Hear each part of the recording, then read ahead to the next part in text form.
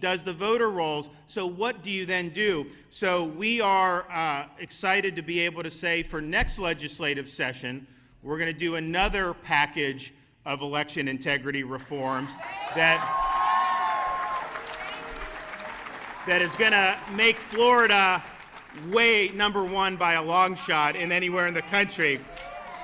So here's what we're going to do. First, we are going to create a separate office at the state level solely dedicated to investigating and prosecuting election crimes in the state of Florida.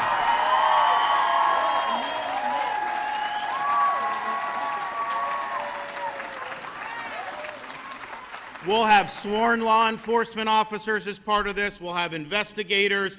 We'll have the statewide prosecutor that's able to bring the cases. And so there's a issue that what will happen is if someone's ballot harvesting, you report it to these people, and this is their sole job. You know, some of these counties, it's not even, some of them will do the cases, but that's not their expertise. They got all these other crimes that they have to deal with. So by the time it happens, the election's already over. So it's not necessary, and some just don't want to deal with it at all. So now we have, they'll be specialists. They're going to understand what's legal, what's not legal. They're going to have the ability to investigate any crimes involving the election, and I think that's going to be something that's very, very important. We're also going to, because we've seen how they abuse ballot harvesting. Yeah, we banned ballot harvesting, but they only counted it as a misdemeanor. We're going to make sure ballot harvesting is a third-degree felony in the state of Florida.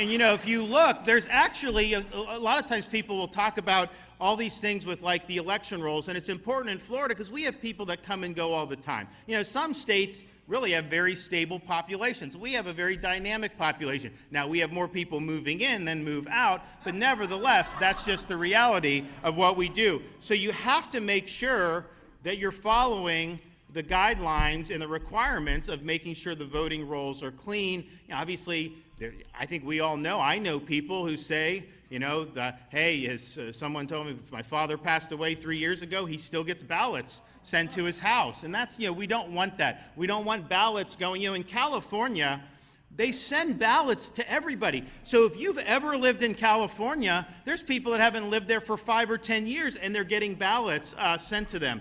And that's all because the voter rolls are not updated and the voter rolls are not accurate. So we have these requirements. The problem is there's no time limits on when they have to do it. So we're going to impose time frames where supervisors of election must clean their voting rolls by date certain.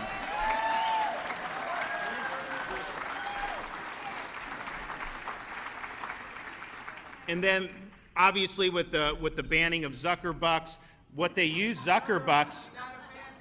Zuckerbucks would do, they would take these drop boxes and they'd put them in all kinds of crazy locations. They weren't supervised or anything like that. So we did reforms in this bill last year that we were doing it, but I think that there needs to be more reforms on this. First of all, I don't even think we should have drop boxes, to be honest with you.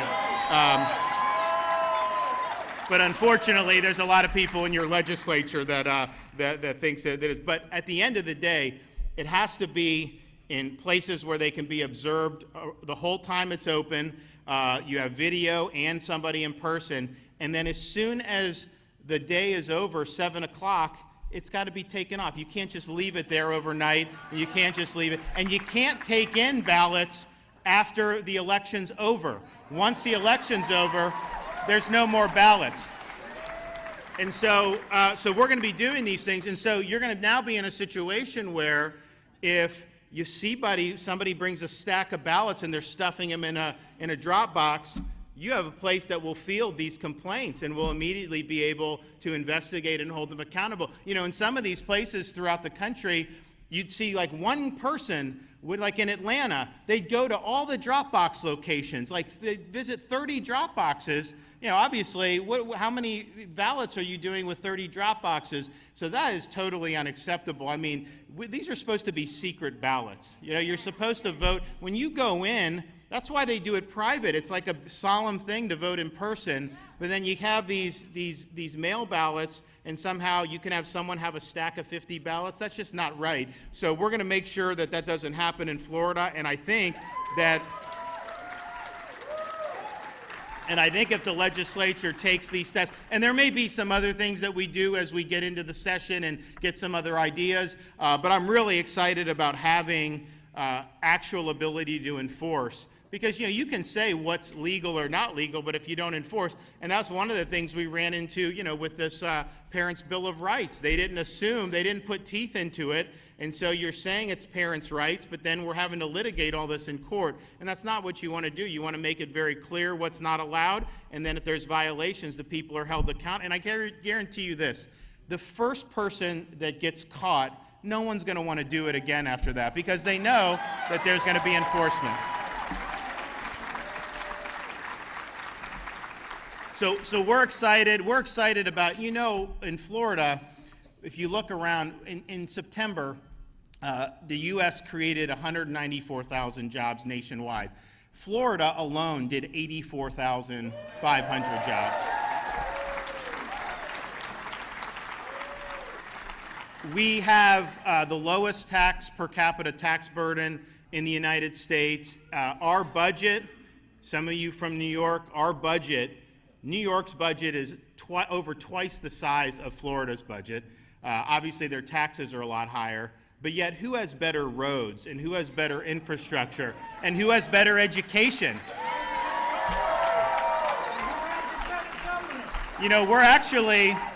We're Florida now. When I grew up in Florida, and back then, California and New York ranked higher than us in education. Well, now, for K-12 education, we're number 3 in the country by Education Week in their rankings for achievement.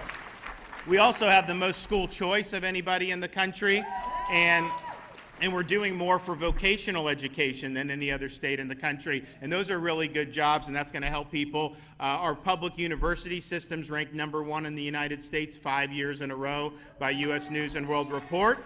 We don't let them raise tuition, so you can actually afford to go and are able to do that.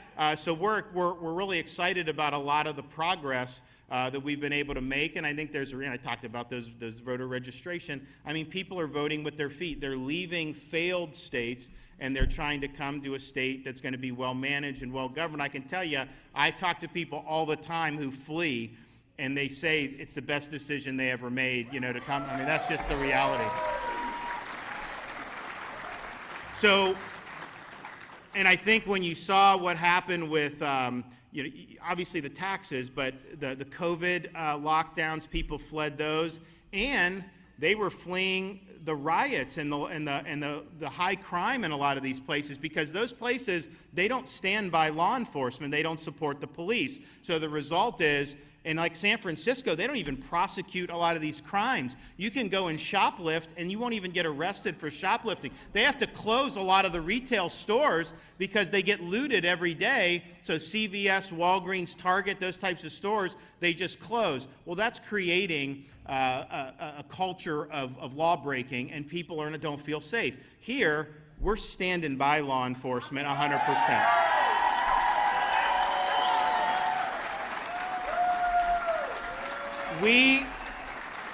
Last year, when people were defunding the police, we did $1,000 bonuses for all first responders in the state of Florida. And we see how they're treated in Seattle and in Minneapolis and in New York and all these places. So we're going to do, in this legislative session, we're going to enact $5,000 signing bonuses for all out-of-state law enforcement who relocate to Florida. And we may do the bonuses again as well, so stay tuned on that. We're going to work hard. But it makes a difference. One, you should do it because it's the right thing to do. I mean, I was just at a funeral in Hollywood for a Hollywood police officer who got killed by a scumbag, But I can tell you this, had he not interdicted this guy, that guy would have killed people in the community. I guarantee it. And so he wears the uniform, he puts himself on the line, and that's just what happens every day. So we need to make sure that we're supporting those folks. And I think our package, as soon as I announced that, I announced it at the Fraternal Order of Police National Convention, and people have been asking like, hey, we want to come to, so we're going to have huge interest. We already have huge interest in that, and I think you're going to see even more, which we're excited about. And then we're going to make sure that we're following up. You know, we're in litigation with big tech because I actually believe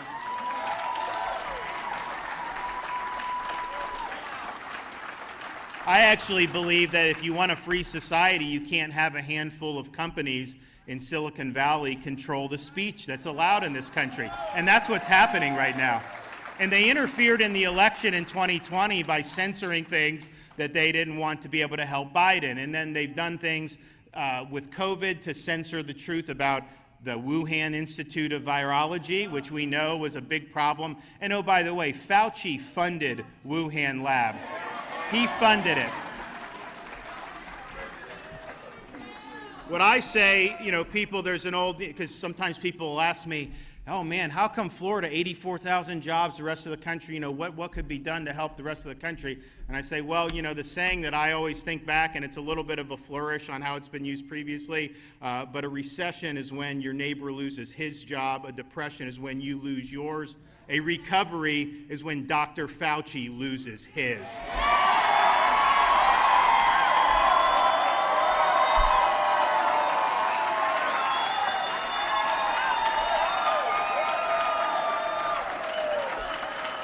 He's been wrong time and again. His policies have been very damaging to tens of millions of people. And we know what the NIH has been doing is cruelty to animals with what they're doing with these beagles and these puppies. I'm sorry, our tax dollars should not be going to that. And I think the whole lot of them need to be cleaned out, and we need to figure out what's going on. So we've got a lot to be able to accomplish going forward, but big tech, what they're doing is they are trying to impose an orthodoxy on this country. If you think like we do, they don't want you to be able to speak. And honestly, that wasn't how, when the tech started, they used to let people speak. Now they're trying to determine what is acceptable and what's not acceptable, and that's not going to work. And so what we actually said earlier this year, you should have the right, you should have the ability to stand up against big tech. If they censor you, you should be able to sue them if they're discriminating. And that's what we're working on. We've got an argument in the 11th Circuit, but I think what we're going to do next session is figure out any weaknesses that we see from the legal perspective, maybe make some tweaks, maybe add some strength in some places. But here's what I can tell you. To just say like, oh, they're just private companies, they can do whatever the hell they want. Trust me, they're going to run all over you if they're allowed to do it, and we can't let them do it. And we're also going to make sure that they're not able to steal your data and make all this money, which they've been doing for years and years. It should be your right to determine whether you want them to have your data, and you should have to opt in to whether you have their data. And if you don't opt in, they shouldn't be able to use your data. And so we're going to make sure we have strong data privacy in the state of Florida, and I think that that'll go a long way to making sure that folks' freedoms are respected. Yeah, absolutely. So we've got a lot of work ahead. Hopefully maybe we'll see some of you in Tallahassee for the special session to make sure that we need really strong protections for people's jobs. We need to make sure we're protecting parents' rights, and we got to make sure that we're standing strong when people want to see us. So that's what we're going to be doing. But in the meantime, just know we are going to. I know. Okay, stop.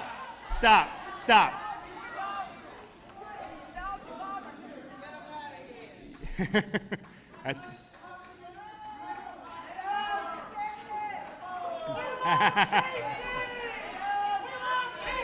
Thank you, Casey.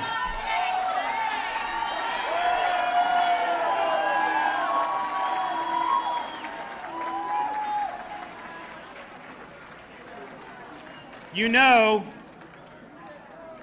I want to thank you on behalf of our First Lady.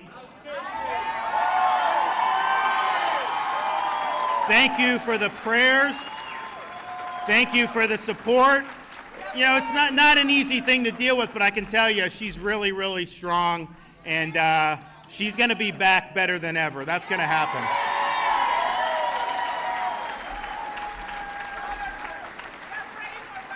So the final thing I'll just say is, if you look at all the things that are going on, and you see big tech, you see corporate media, although they weren't very happy with Virginia last night if you were watching some of that.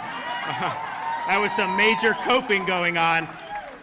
If you look at that, if you look at what's going on with some of the big corporations with their woke agenda, when you look at the Brandon administration in terms of what they're doing.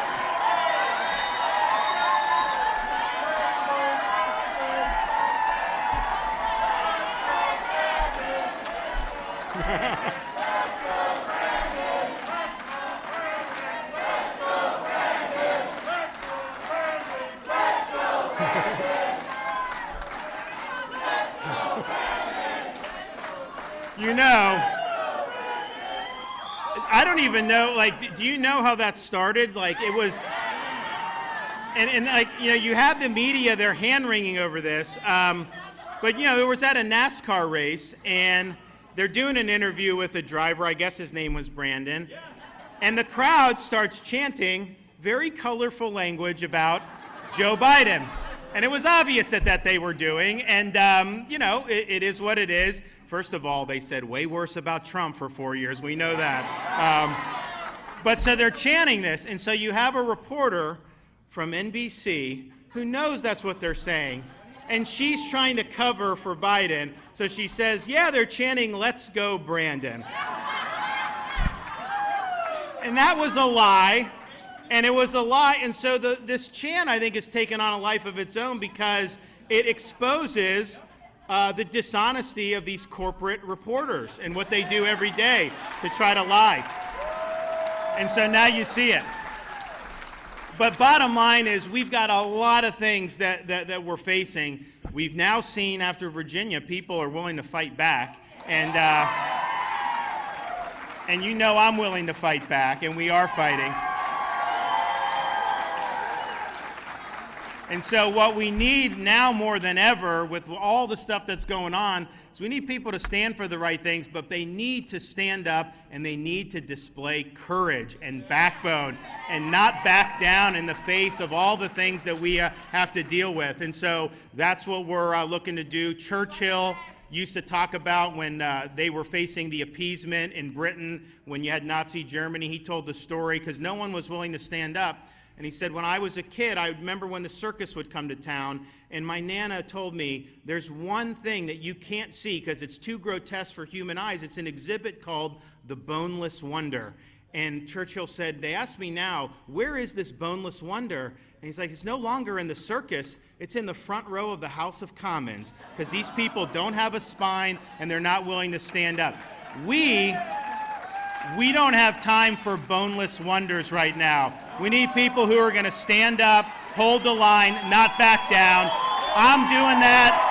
We're doing a lot. But I've only begun to fight in the state of Florida. Thank you, guys. God bless. Thank you.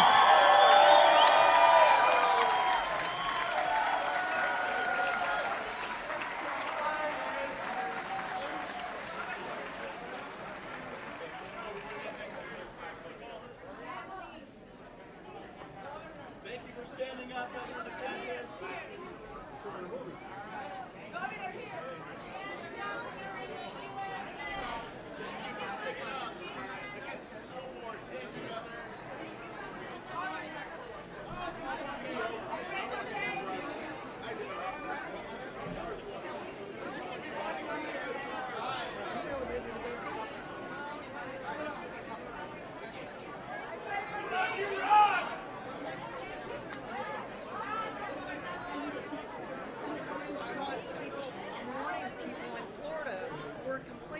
Because we don't have horrific things like they had in Virginia.